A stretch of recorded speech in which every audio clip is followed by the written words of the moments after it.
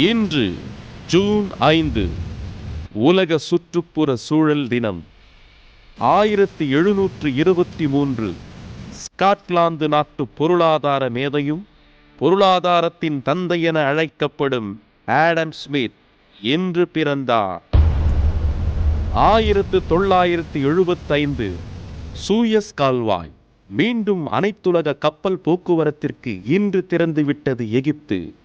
1967 ஆண்டு இஸ்ரேலுடன் நடைபெற்ற போரை தொடர்ந்து மூடப்பட்ட கால்வாய் 8 ஆண்டுகளுக்கு பிறகு இன்று திறக்கப்பட்டது.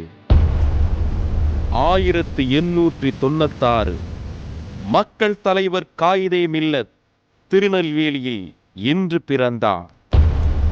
1991 கொலம்பியா விண்கலம் மூலம் ஒரே விண்வெளி பயணத்தில் முதன்முறையாக 3 வீராங்கனைகள் பயணம் செய்தனர். 1819 நெப்டியூன் கோள் இருக்கிறது என்பதை உறுதி செய்தவரும் சிறந்த வானியல் ஆராய்ச்சியாளரும் கணித வல்லுநருமான ஜான் கவுச் ஆடம்ஸ் இன்று பிறந்தார்.